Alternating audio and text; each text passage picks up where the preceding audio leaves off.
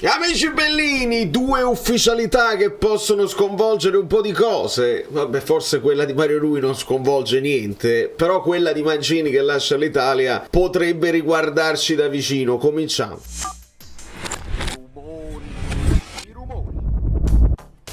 Allora, amici bellini, ci siamo, È lunedì, è un martedì pazzesco, quindi, guarda, Enzo Mattunel, benvenuto al canale, sul canale. Molto bene, e lasciate un like perché questa è la settimana di avvicinamento al campionato. Non c'è un video che dovrebbe ricevere più like di questo. 1000 like per la riapertura del campionato, perché mi arrivano messaggi: allora secondo te devo fare il fantacalcio, secondo te gioca Politano o Lozano?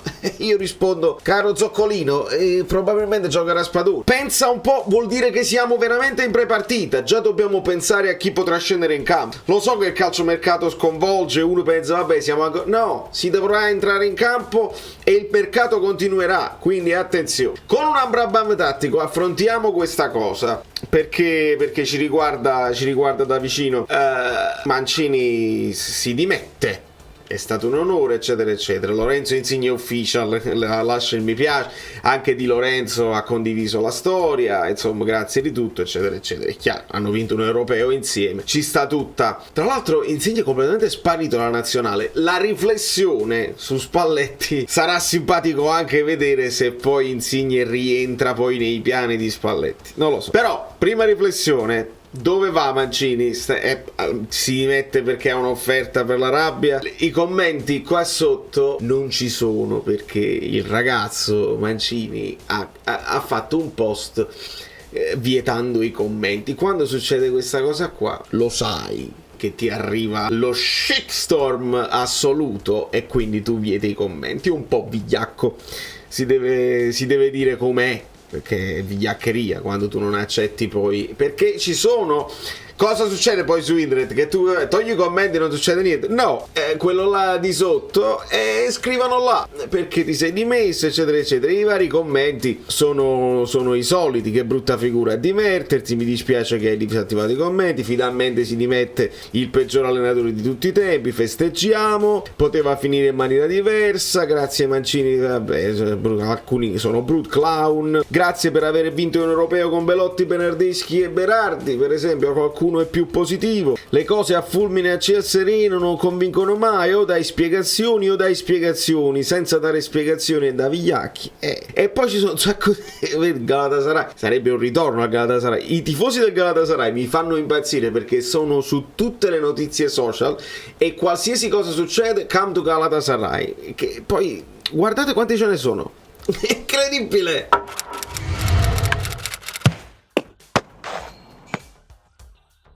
I tifosi del Galatasaray sono pazzeschi, E se andate a vedere anche le notizie su Twitter, tra l'altro io su Twitter sono diventato azzurro fluido, così facciamo completezza: azzurro fluido su Instagram, su Twitter e su YouTube. Anche su Twitter ci sono parecchie cose che dicono: secondo me adesso Allegri gli tolgono il peso dell'ingaggio alla Juventus, si prendono Allegri, però la Juventus poi si prende Conte con Lukaku. Avrebbe tutto un senso unendo i puntini, senza però considerare che Conte non è che accetta un ingaggio inferiore a quello di Allegri. Ti togli a parità di ingaggi, probabilmente un Giuntoli potrebbe anche farlo questa considerazione, perché Conte garantisce un po' più di garra, garantisce comunque un allenatore che è considerato forte in Italia, meglio di Allegri onestamente. Però si parla di Conte anche all'Italia. Ovviamente la scelta più logica è quella di Spalletti. Perché Spalletti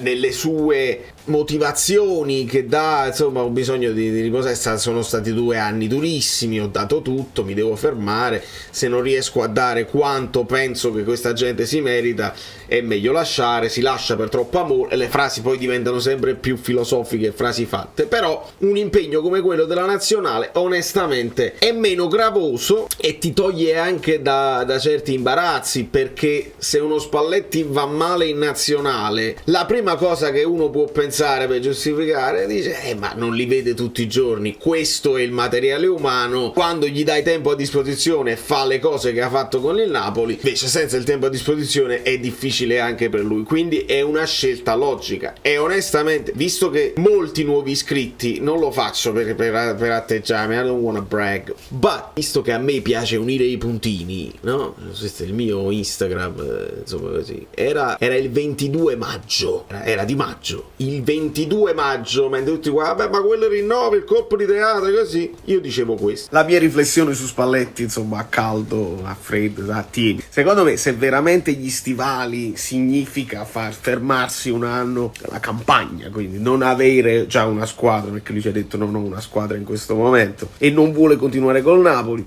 secondo me un'idea potrebbe essere Spalletti in nazionale. Non ce lo vedo continuare a cercare una squadra in Italia, non gli converrebbe. Magari in Europa sì, puoi avere delle cose sfiziose, ma insomma, era una riflessione logica o no? Il 22 maggio.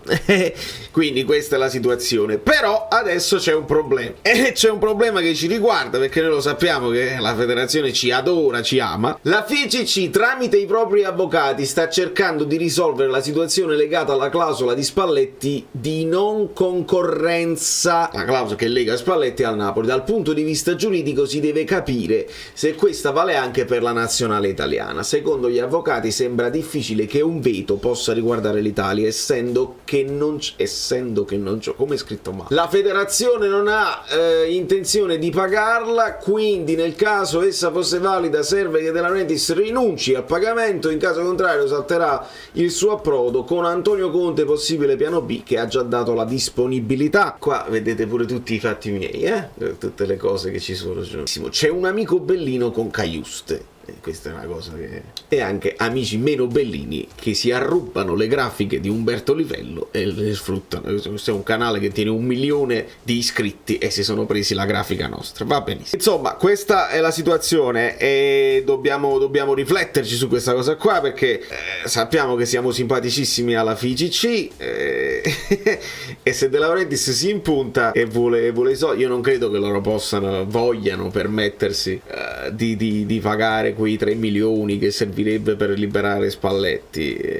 Secondo me De Laurentiis lo deve lasciare andare assolutamente. Ti crei tensione con quelli che poi muovono dei fili e non è il caso, visto che poi dopo quelli sono soldi che onestamente ad ogni Vesuvio lavali col fuoco, praticamente sono tutti soldi che c'hanno già, avrebbero dovuto accumulare quel tesoretto ogni volta che ci sfruttano e fanno la territoriale, li dovrebbero avere il budget. Quindi capisco quando poi della rete si dice no, i contratti si rispettano, le clausole si rispettano e ve lo dovete pagare. Secondo me si rischia, lo dico, non lo so se conviene impuntarsi, poi ti perdi per 3 milioni e non è il caso. Il Napoli non ha bisogno di soldi, a volte De Laurentiis fa questioni di principio e chissà se è stata una questione di principio anche questo rinnovo qua di Marietto. 2026, insomma, il ragazzo ha comunque la sua età, i discorsi che faceva il suo procuratore adesso sono nel nulla, perché scontento tra gli scontenti. Chissà se si sono venuti incontro, non abbiamo nuovi aggiornamenti al riguardo, se poi sono venuti a miti consigli, se De Laurentiis ha fatto un passo indietro, se Giuffredi ha fatto un passo indietro, non lo sappiamo. Fatto sta che abbiamo visto la firma sul contratto pagine, 1000 pagine per il contratto di Mario Rui, e quindi altra situazione che non è in dubbio, cioè quella della difesa. La difesa mi sembra oramai stabilita, i portieri sono quelli, i difensori sono quelli, qualcuno diceva arriverà un quinto difensore, non credo. A quanto pare si continuerà con Zanò, probabilmente come vice di Lorenzo. A centrocampo resta questa situazione di il nome di Koopmeiners, insomma, continua a girare perché infiamma i tifosi. Io dal video che ho fatto ieri ho analizzato approfonditamente la situazione dei centrocampisti e in effetti uno mancherebbe ancora di grande livello se riesci a liberarti di Demme e di Gaetano, uno con quelle caratteristiche di Koopmeiners che puoi alternare sia al posto di Lobotka, al posto di Anguissa, c'ha la fisicità per farlo meglio di un Gabri Veiga, perché se poi sostituisci Anguissa con Elmas e Veiga subito titolare, secondo me rischi di perdere impatto fisico, calma, non lo so, mi sembra rischioso, ne servirebbe un altro, però dobbiamo ancora aspettare perché il mercato è ancora lungo, il campionato è lunghissimo e c'è ancora da aspettare. Mentre mi arrivano queste domande per quanto riguarda la destra e non ci sono più notizie su Lozano e Politano, quindi si dovrebbe cominciare così, e secondo me la chiave è sempre Raspadori, che verrà utilizzato un pochino di più in tutte le zone possibili. Consideriamo Osimhen e Kvara titolari inamovibili, sulla destra se la devono giocare Politano, Lozano, Raspadori, Elmas. Se Elmas c'è bisogno di lui a centrocampo, se va via Zielinski, è chiaro che si aumentano le possibilità di un Raspadori che possa partire alla destra, oppure che abbia questo ruolo di mezzala ibrida che parte un po' più dietro ma finisce per accompagnare la prima punta, che è Osimhen alla fine. A meno che, ragazzi, non succede questo, e che gli amici bellini abbonati mi tengono sempre aggiornati. Vedi? Idea Siviglia per Lozano, il mercato è aperto, quello della MLS è chiuso, ma il mercato europeo è ancora aperto e questa potrebbe essere una soluzione per Lozano, il che onestamente aumenta le possibilità di un ulteriore acquisto a centrocampo oltre a Veiga, capitemi? Elmas e Raspadori che possono occupare la zona con Politano, e a centrocampo te ne serve un altro perché sennò sei corto. Assolutamente, anche se vuoi fare il 4-2-3-1 sei corto, perché servono, perché ricordiamoci che abbiamo la Champions, la Coppa Italia, c'è la Coppa d'Africa. Attenzione a sottovalutare tutto questo, perché è lì che il Napoli ha fatto la grande stagione l'anno scorso. Nel finale di mercato hai fatto uno sforzo perché sapevi che Giuntoli se ne voleva andare. Hai fatto uno sforzo finale e hai preso Raspadori, Simeone, Ndombele, che non è andata benissimo, ma almeno hai occupato quelle caselle, ti sei tenuto anche i vari Zerbin, Gaetano, eccetera eccetera, avevi molte carte a disposizione. Spalletti non amava il turnover, ma quando c'è stata da fare necessità virtù hai potuto farlo con profitto. Insomma, da New York a Valerio fluido sempre, però per Azzurro fluido è tutto. State tuned, iscrivetevi al canale, lasciate i like finali, perché io sto vedendo che un po' le notizie, i blog, quelli che si occupano delle notizie del Napoli, sono andati in vacanza. Domani è Ferragosto, se siete andati in vacanza, mi rendo conto. Quindi ogni tanto arriva qualche post, ma non ci sono tanti contenuti. Io cercherò di non farvi mancare i contenuti, e dobbiamo fare seriamente un approfondimento sulla Serie A, perché dobbiamo fare delle griglie, no? Dobbiamo mettere il Napoli fuori dalla Champions, che porta bene, e dobbiamo fare delle griglie. Ci dobbiamo rendere conto se le altre squadre effettivamente si stanno rinforzando o no. Non si capisce nulla al momento se l'Inter effettivamente è migliorata o meno, il Milan che ha cambiato tantissimo, la Roma che ha fatto quei 2 acquisti e adesso deve sostituire, ma insomma andiamo nel profondo, cioè dobbiamo capire i nostri avversari. Iscrivetevi.